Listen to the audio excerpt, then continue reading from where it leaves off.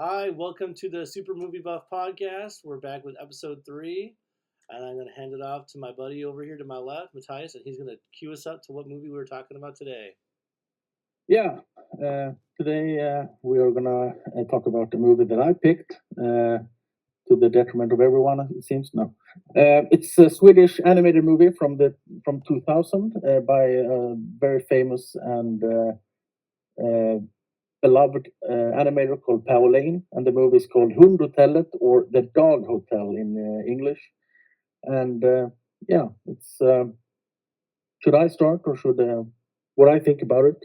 We already know that. Well, can you give us some context too?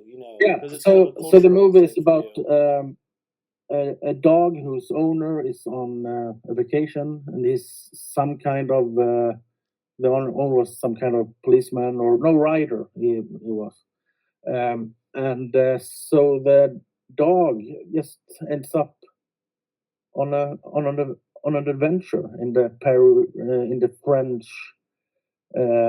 landscape.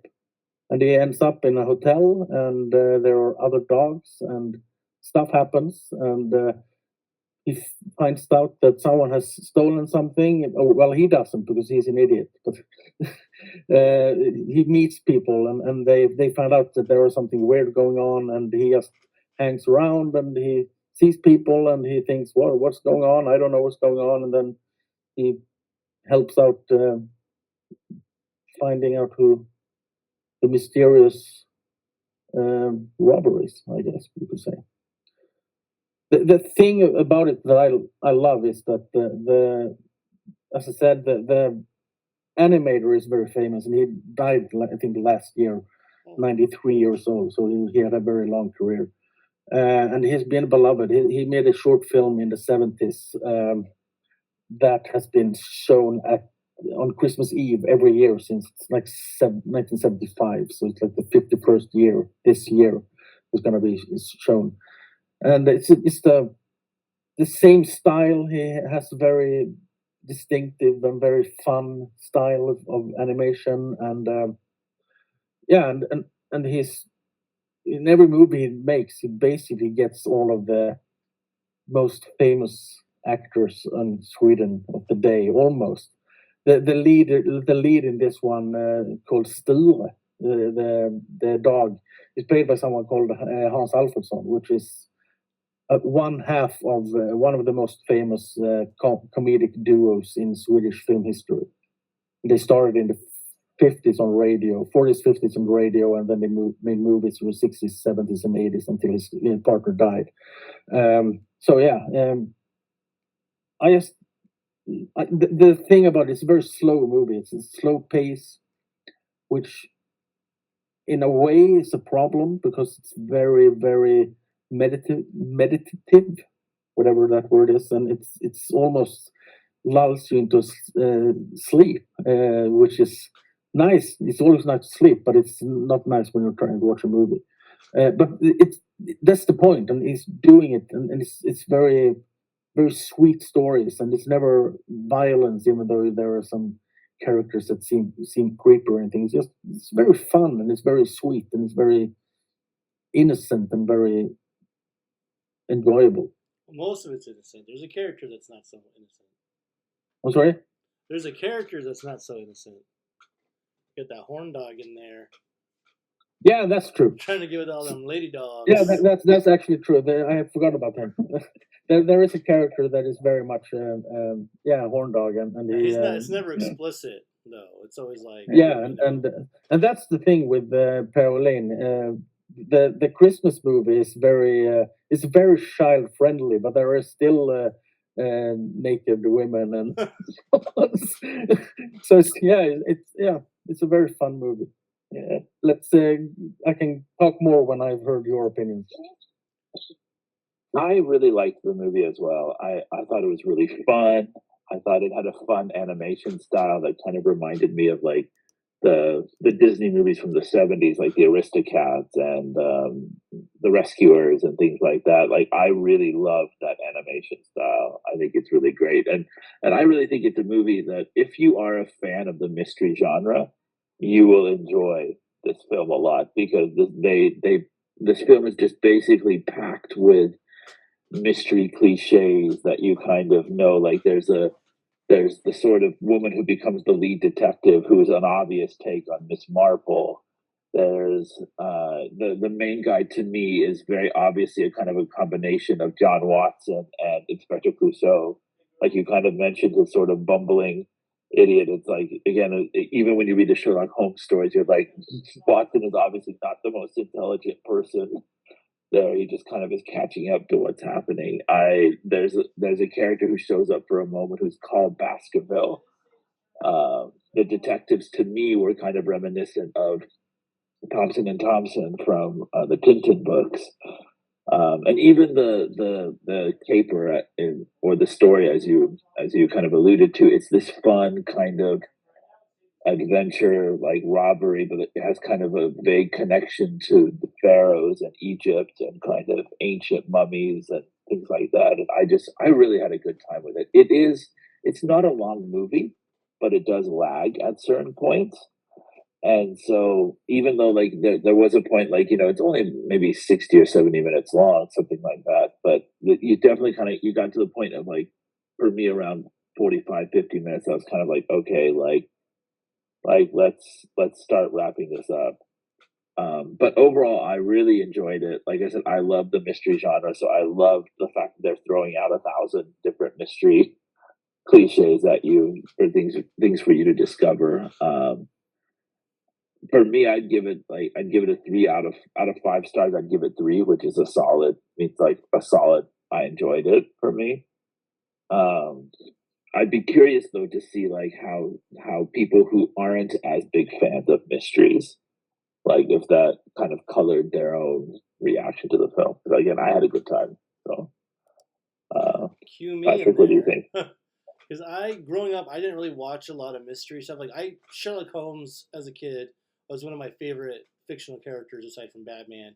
But that was like it for me. Like I never did, Agatha Christie or the Murder on the Orient Express guy. What's his name? Well, it's Agatha Christie, but his name is Hercule Poirot. Like that.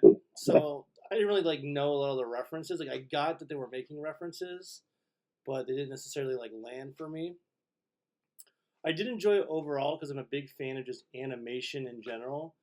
I really liked the style of animation, and what I love about animation too is that like it's so timeless that this is a more recent movie, but its animation style harkens back to like the '70s and '60s and stuff like Fritz the Cat, and like the rougher, like it's not as clean with the lines as like more modern animation where everything's really smoothed out. With computers, like it's got that more rougher, hand drawn, hand animated feel to it. And what I love about that is that like that's going to be like timeless. Like that's still going to look good 20, 30 years from now. Kind of like what you were saying, go back to like those old Disney movies. Visually, they look fantastic still. You go back and you watch like even like you go back and watch like the Rankin Bass Hobbit movie from I think it was the '70s. Other than all the music being like folk music, it still looks fantastic. Like just like visually incredible. Like Studio Ghibli films still look incredible. But if you take like a live action movie like Star Wars from the '70s and you watch it today without any enhancements, you're just like, oh, this looks really dated. So animation gets this like pass of getting to like be timeless. And the only thing that like cues you into when it was made is just like the themes and values and story beats that they put in there, and then like, oh, I can tell this is like an older movie. So I really enjoyed that. I thought like I said, I really liked the animation style of it. I didn't feel like it dragged as much just because I enjoy looking at animation, which is like I think something that has over live action. Because like when you're looking live action and it drags, it's just kind of boring. But with animation, at least there's always something interesting to look at. How they choose to animate things or how different characters move. But like yeah, story wise, like I didn't love it. Like I would have liked like more out of it. And it's an interesting movie because it's already surreal because it has like dogs that are like talking. So it's already like this like level of like suspension of disbelief and it's also a cartoon. But then they do like these things that you're not sure if it's meant to be like a dream sequence or reality, but because it's animated, you're not always sure like at the beginning when the dogs like come through the painting and you're like, okay, this is like a literal thing that's happening, or is he like having a dream and he's imagining the dogs are coming through? At the end of the day, it doesn't really matter, but it's also one of those things where it's like a lot of things are just happening, and the film you just kind of have to go with it. Yeah, but the same thing in the end, and I'm gonna spoil the movie now. But it's 25 years old, and, where the bad guys are figurines on the bedside Yeah, exactly. Like table. it's this So, whole yeah, the thing that I think Pauline is very good at is gags, and there are a lot of small jokes because Sture is so slow.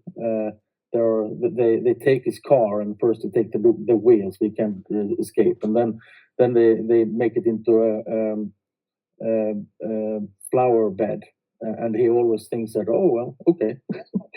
There's never a big reaction from him, and you're never really sure if he understands that it's if it's really his car or not, and that's very funny. But the thing with movies like this is often that they can be very funny, and I think this is very funny for the first 45 minutes, and then the jokes kind of stops because now they have to tell the story in order to wrap it all up, and I wish a lot of people were better at keeping the jokes in even when they're telling the story. And I think that this is I really like the movie, but there are some stuff like that that is a little not the best. But yeah, it's still a very fun movie. So yeah, do we have anything else to say? I mean, I think that is like a tricky thing with films that are front loaded as comedies.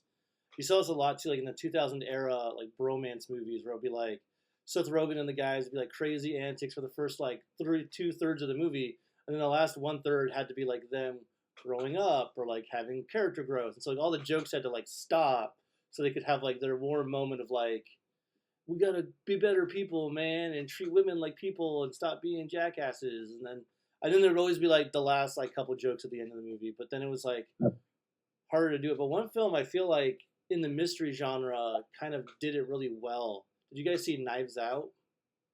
I was thinking about that. Yeah, Because I feel like that one, like it's I wouldn't call it like a straight up comedy, but I think it did a good job of like keeping the pacing and the humor throughout the movie, and then even like in the sequel, The Glass Onion, like just some of the reveals were humorous and the way that they played them out. So it kind of like worked in that way of like you didn't feel like they're halting the movie to continue the mystery. The mystery in itself is entertaining towards the character development that they've already built. Yeah, I see that. I haven't seen the sequel, but the first one I absolutely agree that. But that's not a comedy. It's more a mystery with sprinkled with comedy. So it's easier to keep the jokes in. One movie that I think it, lacks is kind of like the one we're talking about is the Office Space, which is one of my absolute favorite movies, and I think it's probably the best comedy maybe ever made. The first 75 minutes.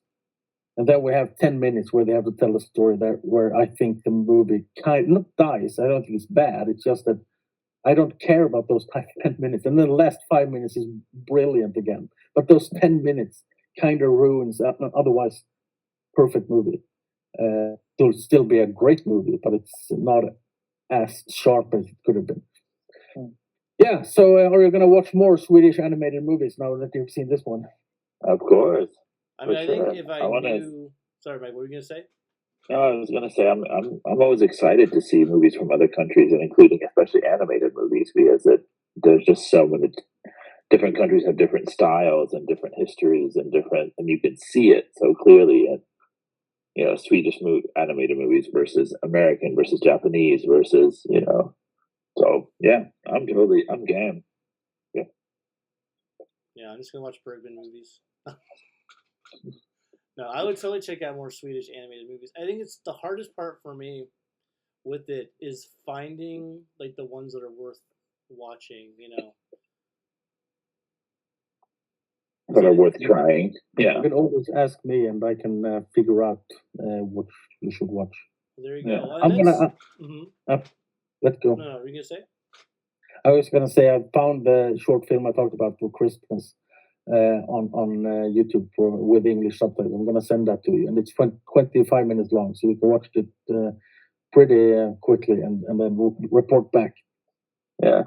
That'll be good. I think one thing that's interesting too to me that I really like now is that as film people, we are so connected to like the international film sphere, like in a way that we never were when I was first getting into movies. Because like back in the day, it was like, the only Swedish films I could get were Bergman movies, and there was only like the Seventh Seal that they carried in like one section of a blockbuster with like five other movies. It was like the Ghost in the Shell anime, the Seventh Seal by Bergman, maybe a South Korean movie by Park Chan Wook, but that was like kind of like it. Like you couldn't get international movies really, and now I just feel like you can go on YouTube, find it right there. It's just crazy how accessible movies from around the world are now.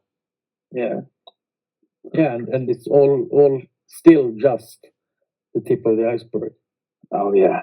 Yeah. There is a Swedish comedy group, and they made. I love musicals, and they made musicals, and I grew up with their movies and their shows, and they put everything they ever did on YouTube for free a few years ago, but no English subtitles. But I hate that because I can't share it with people from other countries to see how they work in other countries. It would be so great to see if it just do they resonate with other people. I have no idea because they don't put English subtitles on it, and I think that sucks. Yeah, and I don't like to use the auto translate because that's usually wrong. Yeah, that usually kind of screws things up. So when you were growing up, Mattias, so you grew up, were you predominantly watching Swedish-made productions, or how was it? What was it like doing that? We are very Americanized. I would say that I usually do this parallel that we have in every country that comes out. Let's say that every country makes 100 movies in a year. We get 2 or 3 from every country, and it's the best ones. From America, we get like 95. From England, maybe 30, and from Sweden, we get to see like 48, maybe. We are predominantly Americanized when it comes to movies. They own the world when it comes to movies, and for better and worse, probably worse in many cases. But yeah, so no, me personally, I grew up with Alfred Hitchcock, and I grew up with John Wayne movies, and I grew up with animated, of course. I'm a beginner when it comes to animation. My colleague is a big animation fan, and he started to show me Svankmajer and other really weird animated stuff that I really love. It's just that I have never heard of this before, and that's. But I'm very much self-taught when it comes to movies. My parents never liked movies, so I have a lot of blank spots or blind spots when it comes to movies. But I'm usually like this. When I grew up with Orson Welles, and I want to see everything he did, and then I watched a movie with Orson Welles where he is in it for like first 5 minutes, and then his character is written out, and then we follow a different actor, and I love that actor, and he was so brilliant in that role. So now I have to look everything he did. so that's how I find movies that I do this. So it goes in like a circle, and it never stops. But I also don't find the alleyways and the spreading out. It's very often the same kind of stuff, but just we go there and we go there and so on.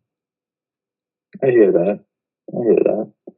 I mean, that's similar to what happened with me, because my dad was into movies, but he'd be like, check out Taxi Driver. So I'd watch Taxi Driver, and I'd be like, that was cool. And then I'd be like, now I need to see everything Scorsese's done. But then, of course, it was limited at the time to like what they had at like the Hollywood Videos or Blockbuster. So you just go in, and they'd print out the list for me of like, these are all the movies we have by Scorsese in the store. And I'd like go through and like check them off as I went. And then you'd see someone else that you liked, or the cross-reference, or you'd mention a director, and then you're off to go check all those movies out. I worked in a video store, and then we took it over, and the first like 4 or 5 months I worked there before we bought the place. I looked over. I'm an actor nerd, so we had or they had films with everyone, but they never had. So they had, if it was like a Stallone movie, let's say Cobra. No, I don't know anyone else in that. But let's say Rambo. So then or First Blood, and so then if you went into there and searched for Stallone, you found that movie. But if you searched for Brian Dennehy, you didn't find Rambo because they hadn't put that in there. So I took movies when there wasn't any customers. I took movies and just entered every damn actor I could find, just to get that if you search for an actor, because if I'm there and I like Brian Dennehy, I want to see everything Brian Dennehy has done. So I want to find that, and I hate that I miss this movie because I didn't know he was in it. So I did that with everybody, and they didn't like it, but I did it anyway. And You're a good man, champion for all of us movie fans. I wish every movie store had someone like that to catalog right? everything of every movie. Like, I worked at Blockbuster for a time, probably about 3 or 4 months before they went out of business, and it was just, man, probably my favorite job I ever worked. Just being around movies all day, talking about movies all day, renting free movies all day. It was amazing. I came to movies first through books primarily. I mean, I watched the Disney films as a kid, but like books were my first love, and so I kind of came to movies that way by like looking at adaptations of the books that I'd already read, that I'd already kind of was curious about, Chronicles of Narnia, and things like that. And then my way of kind of looking for new films was actually much more random than you guys, because I would recognize if there was an actor that I loved, and there'd be some appeal to kind of go to follow that actor and see what they did. But generally what I loved about going to Blockbuster and going to the movies was I would actually just wander through the aisles almost as if it was a bookstore, and I'd go, that title looks interesting. Like, and then I'd look at it for a moment, and if it interests me, I'd go, okay, like, that's it, go home, go look at that. And so that's the one thing I kind of miss in the streaming era, is that it's really hard in streaming to, I mean, I guess you can search for movies for hours and still not watch something, but like, I don't know, it doesn't feel the same. You're not quite exploring in the same way. You're not quite exposed to, oh, I don't normally watch romances, but there's a romance movie on the other side of this aisle that looks really interesting, or and so that kind of then slowly built my film vocabulary kind of up from there, and then. But that was also you went to a place to look for something. So you looked through it, and then when you've been there, if you were in a hurry, maybe were there for 10 minutes and you found this one, it doesn't look that great, but I have to watch something tonight. So you take that home. When you are in a stream, you sit on the couch, you have your popcorn or drink or whatever, your beer or drink beer, and you just start scrolling, and then it's gone 2 hours and you don't do it. Some people were in the store for 2-3 hours to look for movies, but usually they got something because they went there to get something. Now you sit down and you're going to find something, but it takes more time to find something than to watch anything. Then you had 3 movies. If you took 3 movies home, you watched them because you had not bought them, but you had rented them. You had paid for them, so you watched them. And one of them was crap. Fine, I don't care to watch that if you don't like finishing movies, which I hate. But you watched them because you paid for them. Now you can rent the movie online, and then you have it for 48 hours. And then you think, well, I'm going to do this first. And then it's gone 48 hours and you haven't watched it. Yeah. So, yeah. Exactly. Well, and you'd rewatch them too, because you'd be like, I want to get my money's worth. So you'd watch it that night, and you'd watch it that morning. Then maybe you'd watch it a third time before you took it back to the store, because you're like, might as well, I got nothing new to watch. Yeah. I was in. We had. I think Netflix started with when you sent out the DVDs and you got them in an envelope. I had them to the very end. Yeah, you did. Yeah, here it was called Love Film, but it was basically Netflix. But I guess Netflix wasn't a big thing here, and everybody complained because they had like that site. They recommended that you have like 300-400 movies on your list that you want to see, or at least 50-60 or something. I had like 1,200, but that's another thing. And then you had 3 tiers that you could have. The one tier is the ones that you really want to watch now. the 2 tiers of those. So it's okay if I get one of those, and the 3rd tier is if there is nothing else. And then everybody complained that I pay like $300 a month and I don't get any movies because I only had 3 new movies that I want to see on my list. Yeah, but of course you're not going to get anything. I had like those 5 movies I want to see, the new Mission Impossible, and then I had like 200 movies where I had all the old movies from the 50s that were on DVD that I couldn't find anywhere else. And then I had like 700 other movies that were just, yeah, I don't care. I want to see it, but it doesn't matter. And I didn't give a shit which movies I got because it was movies and I wanted to watch them. But yeah, so that's the same thing. And we had that in our store. We had, I remember we had to pay for every what's it called? Every one, every month, every copy. Yeah.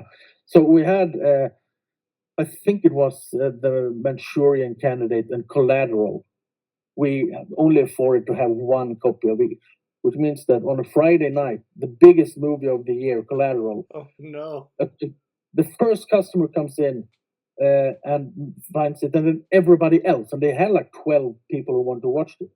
But we couldn't pay for 12 copies because we had to pay the same price for everyone. And then the first week is when people want to watch that movie, and then it goes down. So, of course, they either go to our competitors or they go online and download it because they couldn't find it anywhere. And that was the downfall for us, basically. But yeah, I missed that time. I think it was great when we had video stores. I want to go back to that. It was fun just to go there and talk to the person who works there. If they were interested in movies, then that's great. If they weren't, well, then you could talk crap for a while and then you can do other stuff. I mean, I feel the same way about bookstores. Like, I will be the last person to buy the last book in the bookstore. Like, I will ride bookstores until, like, I'm not the same. on the digital train. Like, I love bookstores as well. I just don't read as much because I don't know. I don't take time to do it. But I love bookstores. I love owning a book, and then I don't read it for like 20 years, and that's fine. It's hard for me because like streaming is such like a double-edged sword. Because on the one hand, it's amazing that we have content spanning decades and continents and countries all at our disposal. But at the same time, it's hard because so many movies get lost now that are falling out of the culture because they don't make it onto streaming for whatever reason. So it's like luckily Dogma, for instance, Kevin Smith just got the rights for it. He's planning a 4K re-release, and then it will eventually end back up on streaming. But for a while there, that film just kind of fell into obscurity for people that weren't already into it. And there's so many movies that didn't make that jump that are just stuck on DVD somewhere. And even just like, I'm a fan of like Japanese horror movies. There's Japanese horror movies that I got from Netflix on DVD are unavailable. You can't even rent them digitally. Like they don't exist other than on DVD. And then it's like super expensive now to get the DVD because it's out of print. And then you don't even know if it's like the actual one or if it's a bootleg. It's crazy. We did an interview with a Swedish film guy who made a horror movie in like 2011, I think, and he was very bitter because and understandable. So he spent like $1 million of Swedish crowns, like $100,000 or something, of his own money to produce this movie, and the movie day one where it opened in the cinema, it was on Pirate Bay, and it just he had offers to sell it to distributors overseas, and then just that happened, and no one was interested anymore. So we had a long conversation about that he felt that it was maybe not good, but it's what happens, that the movie is out of print, and then it's going to be out of print because it's not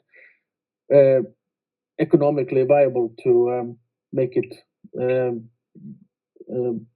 come back. And I understand that argument, and I hate the argument, even though he's very much right. But I think every movie I think there should be a way to have every movie available somewhere, even if it's just Internet Archive or something. I think it's very important that every movie is available to watch, and it should even be the really horrible stuff. But there are the Nazi or the propaganda stuff, because it's an important lesson to learn. It's important discussion to have. We have I work with a film association who have a short film festival, who have an archive group where they have gotten films from like the 50s. And we have a discussion of which movies we have a very small budget to digitalize these movies. So we have a discussion of which one should we do first. And it's a horrible discussion to have, because yes, some movies might be more interesting to watch now because they are by a famous director or whatever. But it doesn't matter, because the one from the 50s might tell people something about how it was to make movies in the 50s, to live in the 50s. And it's never going to be digitalized, because we don't have the money for it. And then it's going to, the film reel is going to decay and just be gone in like 3 years, maybe. I don't know.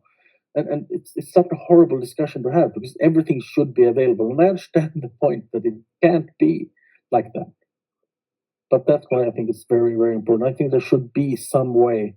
I think when we're rich on this podcast, I think that we should go together and just buy rights to every movie and then release them for free on YouTube. Yeah, well, it's not going to be YouTube then, because YouTube doesn't exist anymore. Yeah. But where is film platform? It's funny. I was actually watching a documentary a couple of years ago about film archives and how it works, and it even brought up the interesting idea of what is a film. And so the archivists, for example, in this documentary kind of bring you into the back room, so to speak, behind the scenes of how they even discuss. Because they said it's one thing to discuss films in terms of how do we preserve a Scorsese film or a Chaplin film or whatever, but they were even talking about, okay, well, what about a National Geographic film that came out in the 30s that perhaps aired on TV or something like that? Or,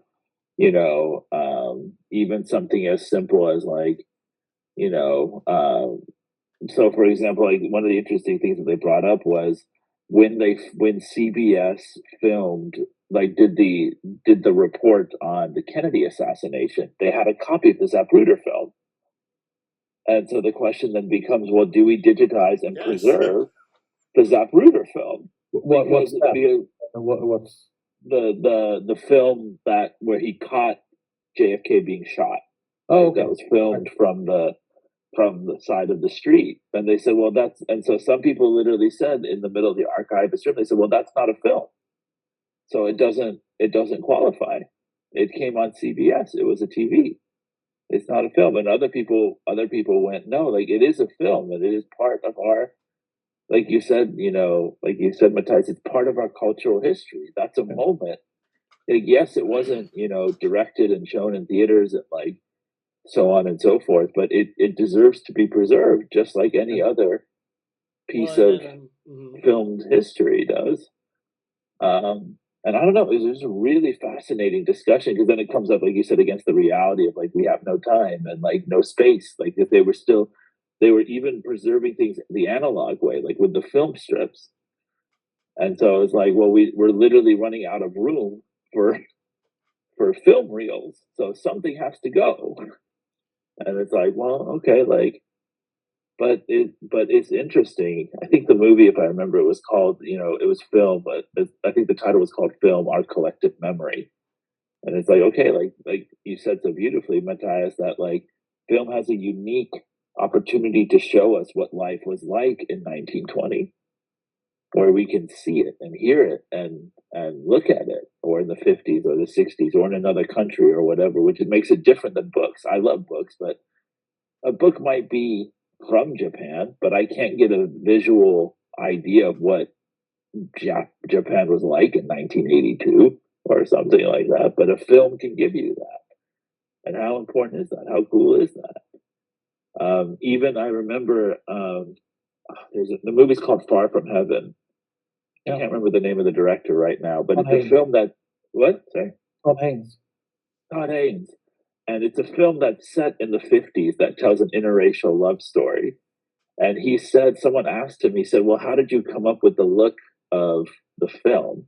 And he said, yes, on the one hand, it was sort of, I was riffing off of Sturgis films and other films that came out of the 50s to tell a love story that would never have happened.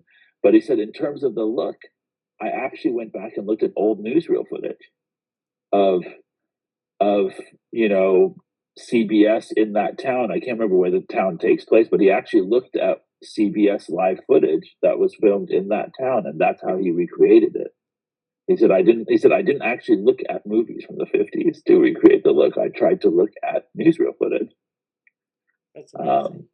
And what a crazy concept. What a crazy idea. Right now I'm editing a documentary, a 30-minute documentary about weaving.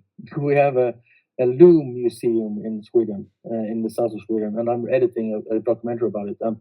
And everybody that is working with it, I am editing it. My boss is doing the voiceover, and I showed it to my colleague today, and we all hate how they filmed it. We weren't doing that. So we think it looks terrible, it sounds terrible, so we have tried to patch something together from all of this, and all of us have the same idea. Why don't we do a real one? Why don't we do an actual one that we have everything, we have the sound, we have the images, and so on? Because it's the story. I'm not interested in looms. I don't give a shit about it, but it's such an interesting thing. It's a very small town, village, like 2,000 or 3,000 people who live there, and every year in the 80s, they built 12,000 looms every year that is sold all over the world. Every year there comes tourists from all over the world, America and Japan, who comes there to go on weaving courses on how to use looms. And it's a small village in Sweden, and we should spread that around. That's such a beautiful story. But just because I don't care about the subject matter, it's such an important story to tell. And they did it this way. And I hate that it looks the way that it does. But yeah, we have to do the best we can. But why don't we do an actual video on it? And that's how it's such an important story. And if we don't do it, someone else should do it. But just that everything has a story, and it's an interesting way. And I don't like the whole thing that this is better than the other. I'm sorry, I'm doing a lot of personal things today, but I had an idea a few years ago from the association I work with, the Film Association. They have this festival, and there are like 150, 200 movies comes in every year, and they can show like 87 that they did this year. So what happens with all the other movies that aren't shown?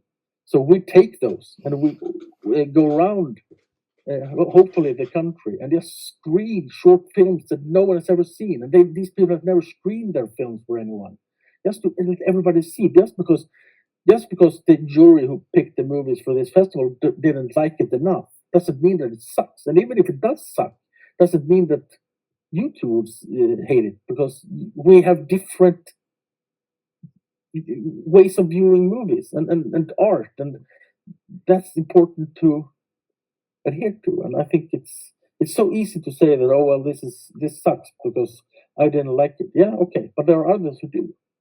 Yeah. It reminds me, there's a story that's perhaps apocryphal, like maybe not totally true, but Kevin Smith, you brought up Kevin Smith earlier today, Patrick. Like, he talked about this when it came to Clerks. And he said, I filmed my movie, I made it, and I made an independent deal with the local cinema to show my film. And, like, he had booked it out, I think, for 2 weeks or something like that. And he goes, opening night, and he's so excited to see his film, and he's taking out ads in the local paper and like all this stuff to like promote it. And he goes in with a bunch of his friends, and he said, I was so disappointed because like I went there after all the promotion and everything, and there's me and my 5 friends and 2 other people in the theater. And he said, one old woman and one man. He said, I didn't know any of them. Mattias is having connection issues for anyone that is curious, but he'll be back with us soon. And he said, he was kind of disappointed. He's like, the lady fell asleep halfway through, but at the end of the movie, she came up to me and was like, "Oh, is this your film?" I enjoyed it. And it turned out the guy was one of the lead distributors for Miramax. who happened to just kind of duck in, and he had seen the promotion of the film in the paper and just decided to check it out and loved it, and then Clerks became what it became. So like, No, yeah, I love that story. I always bring that story up to people because it's like it just takes that one person, you know, yeah, to get it, And it's funny too because he's sitting there talking about the movie. Oh, it made me small. I need to be big. Showing a child. There we go. So it's funny though because he talks about seeing the movie in the theater and how he realizes how much swearing is in the movie. Because like when you're making it, he's like I didn't realize that. But I'm sitting there like, no wonder no one's seeing this movie. It's so filthy. There's so much profanity in this movie. I not like everybody talks that way, but like in the '90s when that movie came out, like that was still like it was one of the only movies in history to receive an X rating solely for language. yeah. And they had to like I thought they either appealed it or they toned it down, but they had to get it appealed to get the R rating. Which is why, do you know what they called Clerks when they reissued it 10 years later? What? They called it Clerks X. I have that edition of the movie. I didn't know that's why it was called that. Yeah, it was 10 years, but it was also a reference to the fact that they almost got an X rating. Like, that's wild. I love Clerks. I just love Kevin Smith's movies in general. Like I know they haven't all aged super well, but there's just something about him as a filmmaker. He's interesting. He goes all over the map. One thing that kind of came to my mind, and I'd be curious what Mattias would think of this. I don't even know if he like cares for this director, but when we talk about animation, this kind of came to my mind that like animation can inspire people in such unique ways because animation bends reality just by virtue of how it exists. And the one guy that I thought of was Wes Anderson. Like how his movies are similarly. Hi, Mattias. No. I was kind of curious. We can open up the question to this. Like, I'm curious. We were talking about the influence. Patrick and I were just talking about the influence of animation on non-animation movies. Like how watching an animation film can get you to like imagine different ways to bend your story and create your frame in unique ways. And the guy that comes to my mind that does that so well is Wes Anderson. His movies, even though they're not animation, a lot of them have. I mean, obviously, there's Isle of Dog and Fantastic Mr. Fox that are animation. But even when you take a movie like Budapest Hotel or even his most recent one, Phoenician Schemes, there's something about the way that he sets up all his frames and he sets up his shots that is very kind of is quirky in a way that I feel like owes a lot to animation in terms of the way he views the world. I don't know. I just kind of I've been thinking about that as we talked about the movie that we started with, and how animation is timeless, and how just kind of was thinking about like there's so many filmmakers that can take different types of inspiration from that, and there's a way in which Wes Anderson films don't tend you may not like them in 10 years, but they don't tend to date themselves after 10 years because his style is that sort of animated hyper realistic style. Kind of curious if any of you guys, I know it's kind of a left turn a little bit, but I'm curious if any of you guys have any thoughts on that. Or I mean, I would agree with you, Mike, on that. I think especially like if you watch Moonrise Kingdom, which is the movie he did right after Fantastic Mr. Fox, you can kind of see that framing there. And there's even a scene, I think it's near the end of the movie. There's something with the church, like Bruce Willis's character like ends up like falling off the church or something happens. Someone gets struck by lightning, and they did that scene in stop motion, so you can see him then like pulling from that. And it's almost like with animation when you're watching it, there's never, you're being told a story. There's never a moment where you're like, this is a reality. Like if you're watching like a drama movie, you could like like it's real people, it's real sets. There's nothing happening that couldn't happen in real life. But the second you're watching like an animated movie, you're already like, oh, all this is like a fantasy.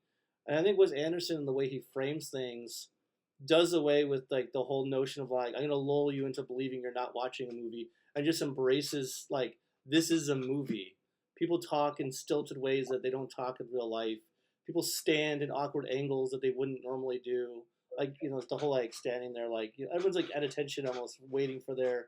He does it more like plays, and then I think like as you saw like he starts to like lean more into that as he becomes comfortable because you have like Asteroid City, and then French Dispatch, and then I've heard that the Phoenician one, the most recent one, leans into it too, where it's like it is like Asteroid City is like a play within a movie within a play.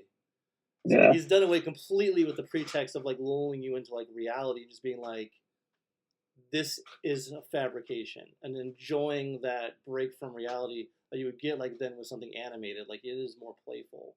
The way. Well, the one thing I'll say, and then I'll let you take it, Mattias, is also like we've talked before about.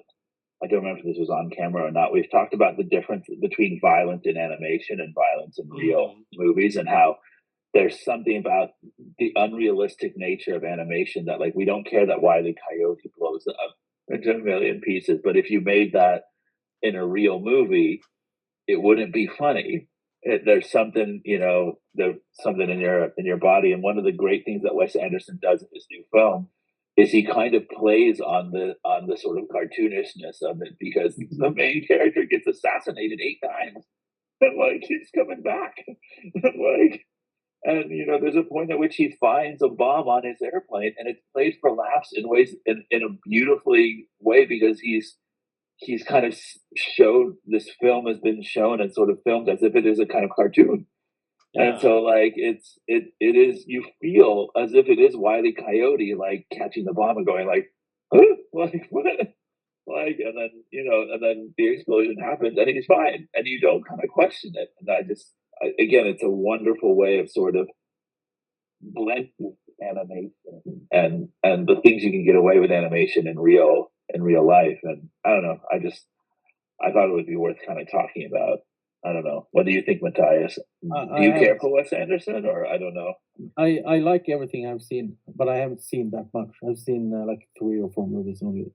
So I haven't seen the very cartoonish stuff. The best one I think is Life Aquatic, and I think it's very cartoony, but still not in a way. The one that I should say that they have made the Wile E. Coyote movie for real, and it's called The Villain with Kirk Douglas, and it sucks.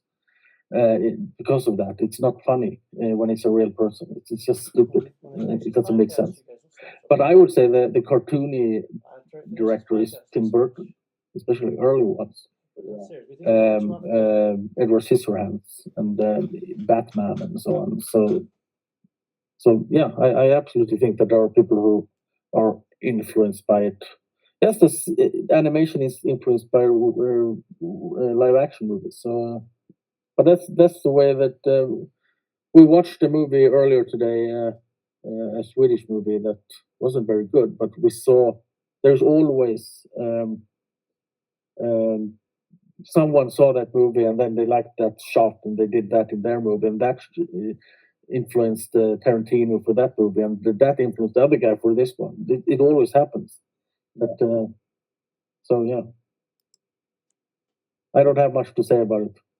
Well, but yeah, I just have nothing to add to it really quick. Patients encourage the people watching our podcast to actually watch the film that we're talking about.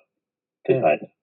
So we're just gonna say random movies. My greatest moment of pride if someone came up to me and said, I had never heard of this film, or I had never watched it before, and then I heard you guys talk about it, and it encouraged me to go try it, to go find it on YouTube or wherever it is. Like that would be. I don't even care if you like the film or agree with my opinion of it, but like the idea that like if you heard something that Mattias said or I said or Patrick said and it made you actually want to go check it out, like that would be the greatest. I would be done. I'd be done. Like, and that's something unique that we can do on our platforms. We pick movies to talk about every time, and the audience, whoever it is, can join us in that conversation. Like, Absolutely. Maybe I'm too idealistic, Well, no, I mean, I think that's like I've had that, like doing my TikTok account. Like I'll like talk about some obscure movie, and someone will be like, "Oh, I checked it out. That was really good." Yeah. So that is what happens, That's my hope. So are we wrapping up? We're wrapping up here. So I was Do just, you want to introduce the movie for next time? yeah. So next time we will be talking about the movie I Saw the TV Glow, which is one of my favorite movies from last year and is slowly creeping into my top 10 of all time. It is a movie that greatly affected me on a deep level. So I'm looking forward to getting into that next time we talk about movies.